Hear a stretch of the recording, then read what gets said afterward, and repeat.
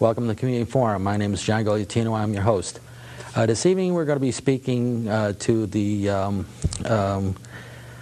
some people from St. Peter's Parish and St. Peter's Sacred Heart School, I should say. And we're going to be speaking regarding the school and the progress it's made. And with me this evening is Mary McCormick, the principal, Debbie Distilio, I'm sorry, and Jean Koslowski. She's a parent. And Debbie is the director of early learning.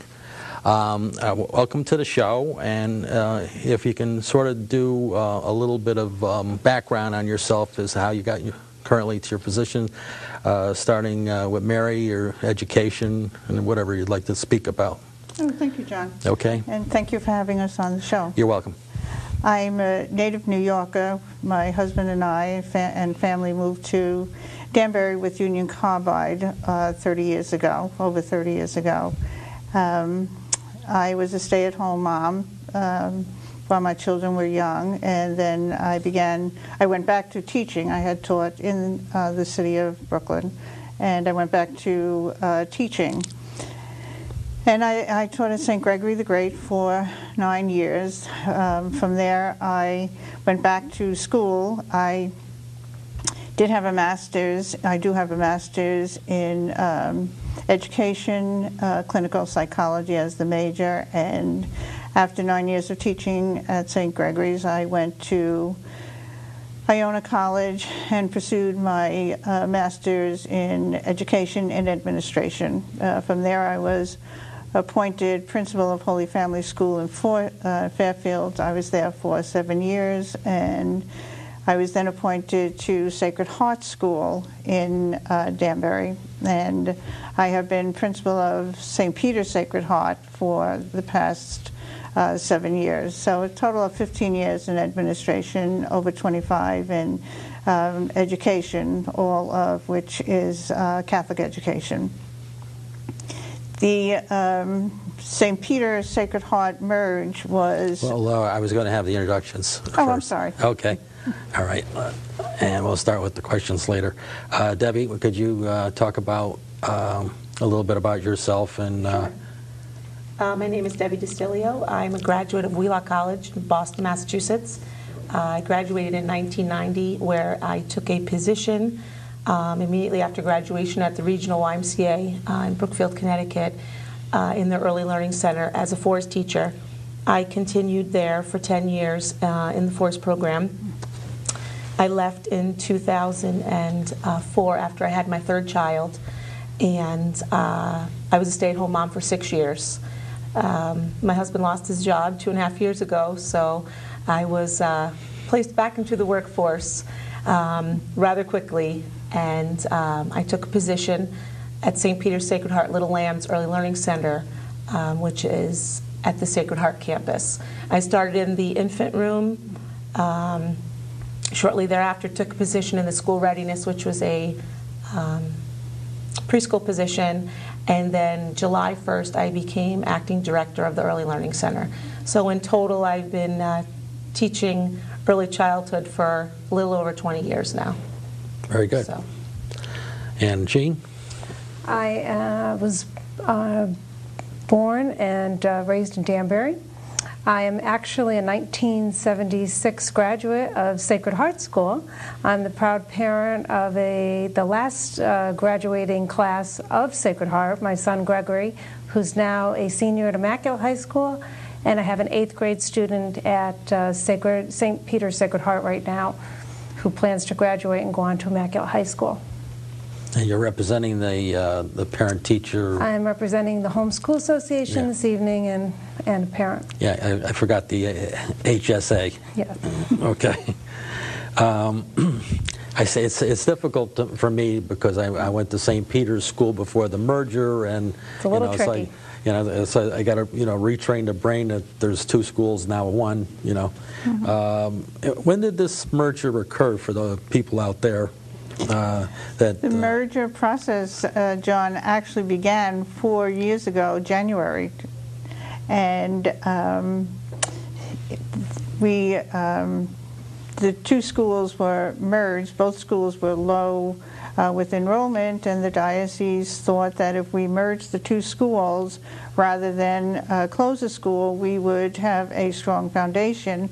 There is a great need in Danbury for an early learning center, and so the thinking was that we would have a pilot program of no gap in education. So the children would be in the from 8 weeks old in our school, in our environment, and move from babyhood to our kindergarten, which is at St. Peter campus.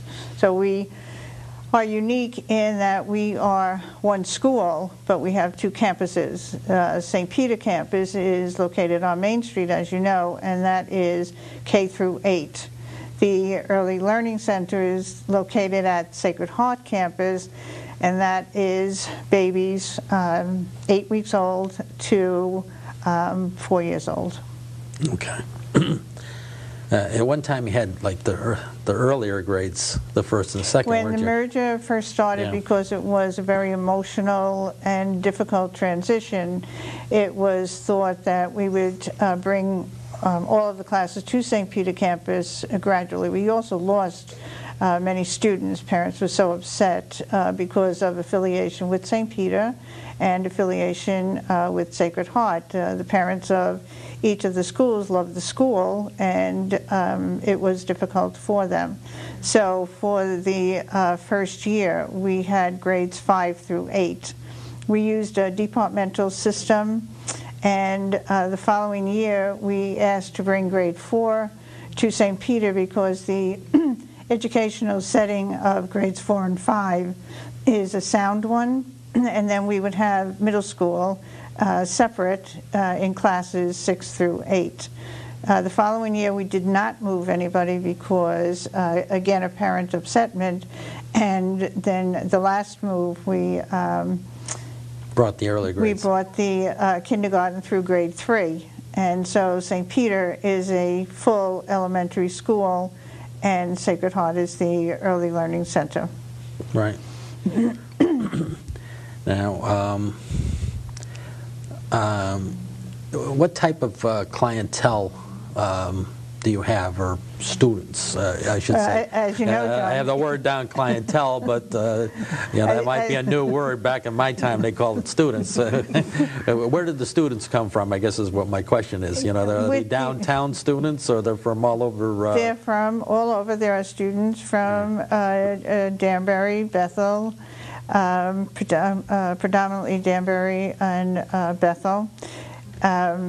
The demographics of Main Street have changed, as you know, over the years, and so we're very proud of a very diverse population of students, and we are very proud of our teachers. We are very fortunate that our teachers, kindergarten through grade 4, are certified early elementary education. Our teachers, grades 5 through 8, are certified each in their own subject matter. So our science teacher is a science person.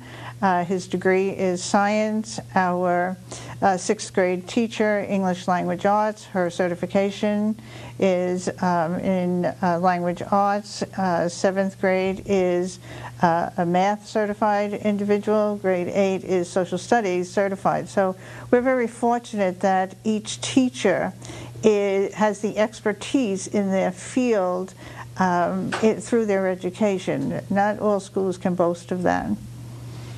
Now, do you have like a science lab? We have a wonderful science lab, and it is used every day. Our science teacher has also started a science club, and they meet every other Monday and do experiments and work on projects that they may not be able to have in class as he would like, and so it's an enrichment for them to participate. It's volunteer, and students are just loving to come, and they dropped, for instance, they experimented dropping an egg out a window without the egg breaking, and that was the talk of the school for quite a while.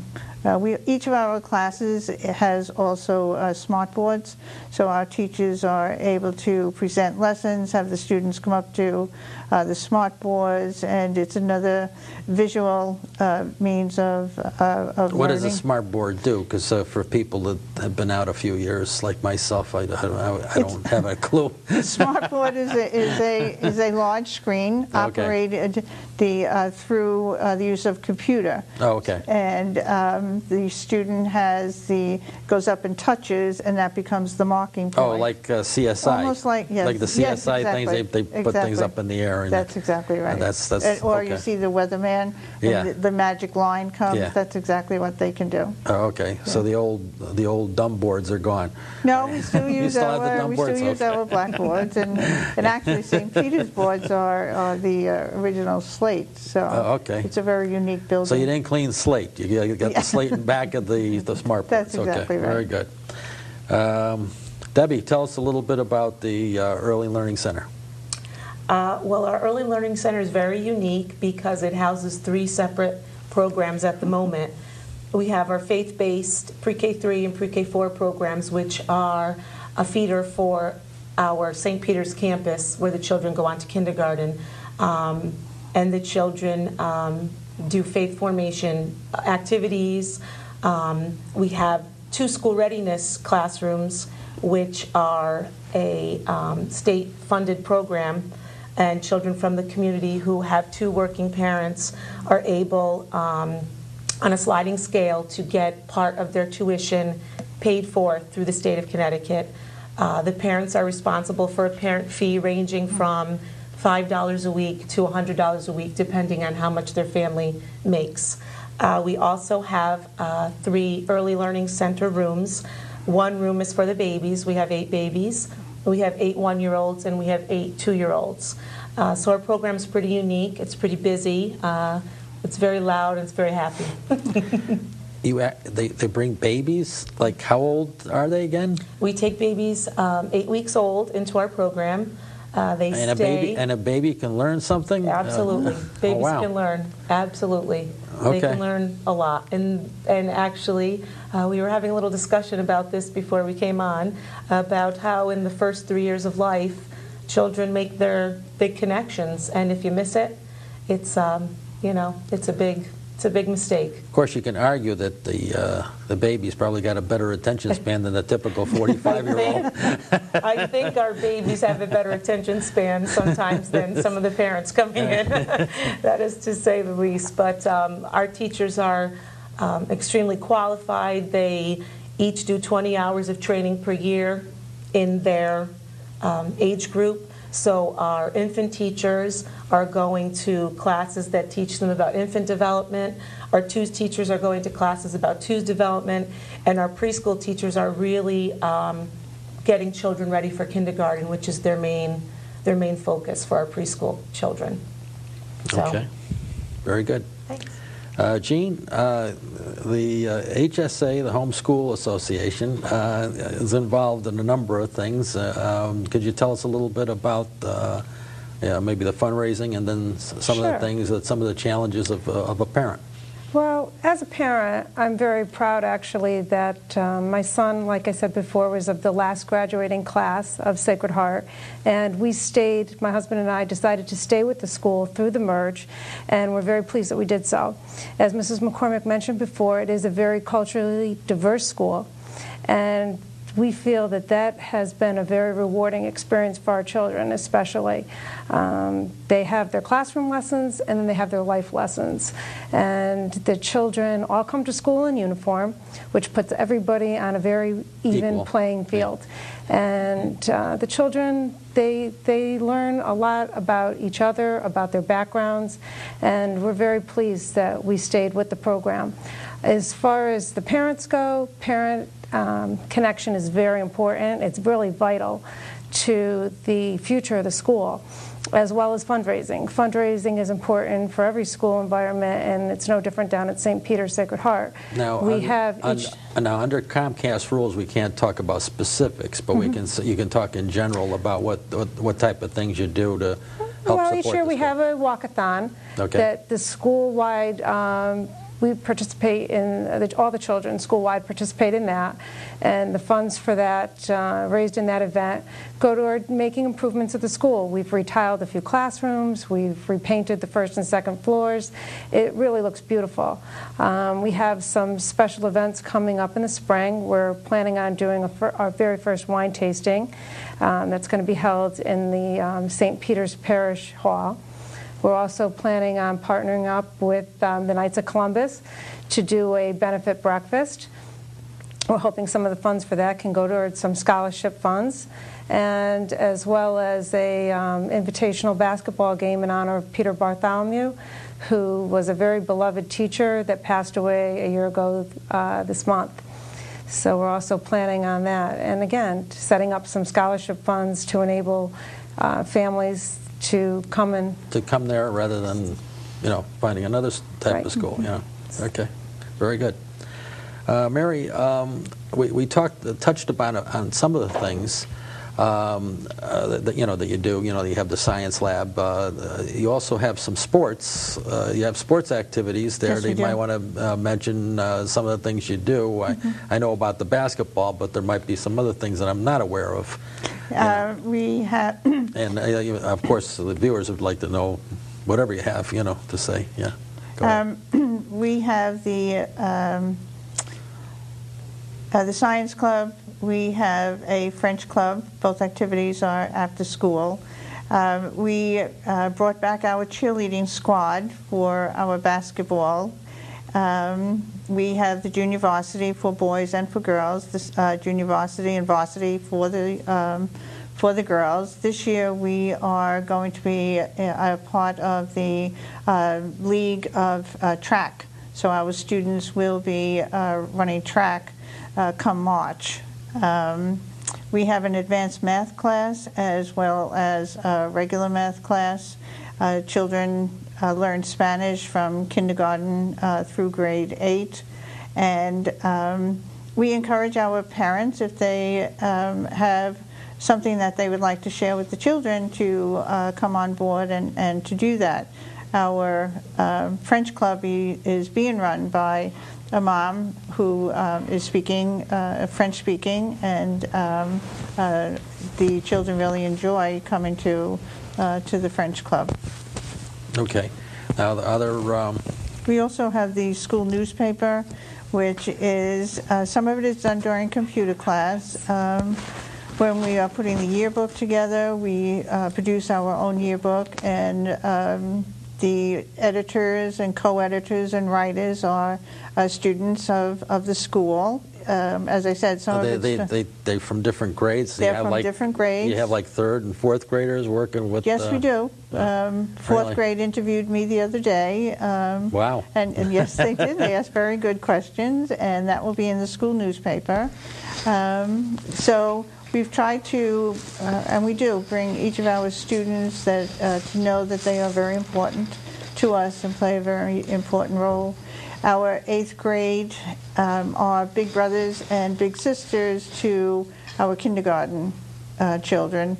Our 7th grade are big brothers and big sisters to their little brother and little sisters in 1st grade. So it's the first couple of grades are watched over by the older very much children. So, and they form a bond. And so whichever activity we have, whether it's going to Mass, going to the gym, each buddy is with their buddy, so they come to know them over the course of the year. At graduation time, 8th grade goes to the kindergarten graduation. Kindergarten makes cards for 8th grade, wishing them well. That's a nice tradition. How long has that been going on? Since you've been began. Since we began. It just seems like a very nice thing. And one of the things at Sacred Heart School that we received many compliments about before the merge was how polite and good the children were to each other. And that was something that really struck me, and which I did see. And so when the schools merged, we brought that tradition with us, and it has continued. Okay, very good. Yeah. Now, Peter Nero, who's on the board of St. Peter's Sacred Heart, I got to remember to say the two, he has just joined us, and he's going to be talking about applied education curriculum. Welcome, and before we get into that, maybe you can give us a little background on yourself. I know you're a member of the City Council also in your spare time, but tell us a little bit about yourself and how you got into this position. Thanks a lot, John. Okay. Actually, I was born and raised in Danbury, and I've lived here. I took my first breath here, and I've been breathing here ever since, and I hope to keep breathing here for a good long time. But I went to St. Peter's School. I went to Danbury High School, and at that time, Danbury High School was on White Street, and then I went over to what was then called Danbury State Teachers College. So some people that might be watching the program. You're dating yourself. Yeah, I know. But, well, if you can't tell by the gray hair, then. Yeah, okay. But anyway, and then I continued my education at the University of Bridgeport. And during that time, I worked at a company called Perkin-Elmer. And I spent a lot of time in sales and marketing of what we refer to as high-tech electro-optical instrumentation. So most of my education and development came from hands-on, and fortunately falling in with some really good people who took time to kind of take me under their wing and guide me. And I think that's what carried over for me to want to develop this kind of a program. We have three beautiful grandchildren, and my grandson, when he was about 3 years old, I really started to play with Dami quite a bit, and I noticed the things that he was asking me and how he was using the things that he was asking me. And I noticed that when I became a grandparent, asking other grandparents about their grandchildren, one of the things that they really loved to tell you was how successful they were. They didn't necessarily tell you they were going to get married or that they were healthy or any of those things. Those were always in the conversations, but it seemed that they were delighted to tell you that they were going to a certain college or that they were working in a medical program. And all of these things started to come together, and I said, well, is there a way to take what children are learning on a day-to-day basis in the classroom and find a way to put that into a practical application?